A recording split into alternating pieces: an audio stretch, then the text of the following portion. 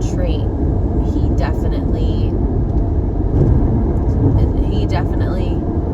has more challenges with like self-love and self-confidence and the lens that he sees himself through compared to Harlow. And it's hard not to compare, but that's just the reality of things. You know, she stands in front of the mirror and gives herself compliments.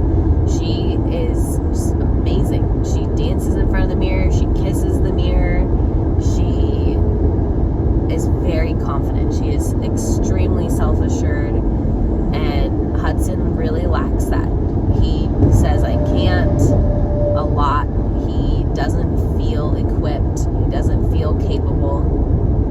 And Harlow has no fear and no doubts. She feels like she can do anything, and just completely different. Those traits within them are very, very different. They're what I think is important, the self-love thing,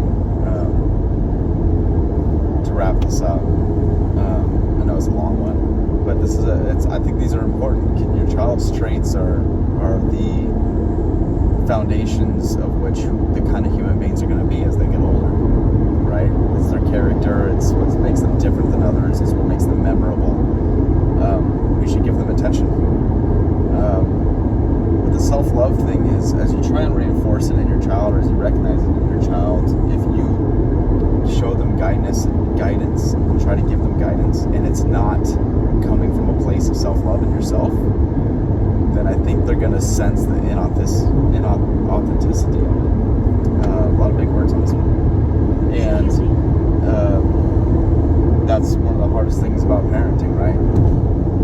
It's like anything else in life. You can either phone it in, or you can show up and really crack the ball out of the park. And if you really want the lesson to sink in, and you want it to take shape, and you want your child to be receptive of it, when you look them in the eye to give them the lesson, they'll feel if it's not coming from a place of authenticity.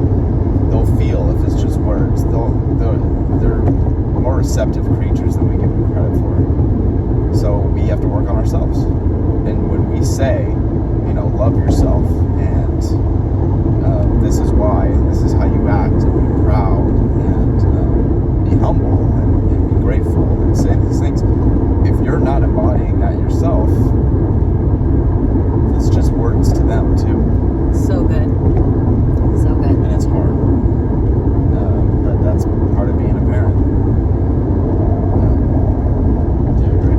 Yeah, it's my mindset before having Hudson. I had taken a little break from teaching and went back to teaching for a little bit. And I can't imagine not having that little bit of time off to be the version of myself that I was. Because I was broken. Like, there's no other way to say it. I was depressed. I had anxiety. I don't think that I was suicidal, but I was suicidal. I prayed to make it another day. I did not think I was gonna make it. I was deep, and when Harlow came, it was just different because I had to survive in a different way, because now I had two, and it was just so different. I couldn't fail, and I found that moving back to the beach was huge, because I was just able to ground in a different way in the place where my spirit really thrives. We're able to be outside more with nature and connect. Getting outside. I literally took the kids out probably the first 6 months that we moved back. Every single day I took them on a walk, and a long walk. We'd go to the beach, unless it rained, and I think it rained 2 times or something in Ventura in the first 6 months that we lived here. So my strength from regrounding and being with nature was just really different. With Hudson, I couldn't even get him in the stroller and walk 7 minutes without him wailing. And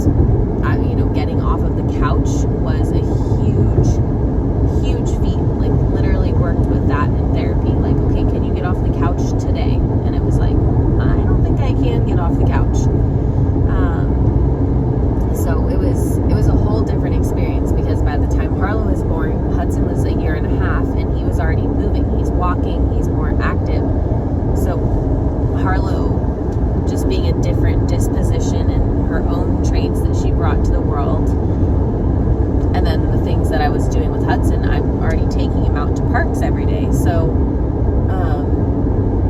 that aspect. And then she slept better. She was that type of baby where I could put her down for the first 6 months and she would fall asleep.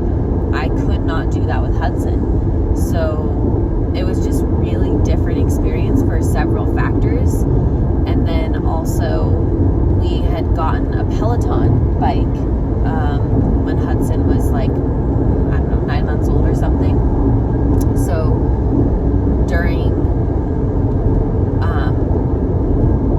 that time, you know, when we transitioned, starting to make time for myself very infrequently, but starting to make time for myself to move my body and exercise was something that we started to make a priority, whether it was once every 2 weeks or even just like a meditation, something, so that I could be a better version of myself. But now both the kids are seeing me commit to myself and move my body. So like I'll put Harlow down for a nap now and I'll come out and Hudson says he's exercising and he's like doing these movements. He'll even have like the little 3-pound weights and be doing things. And same thing, Harlow, you know, she sees our tennis shoes and is like, are we exercising?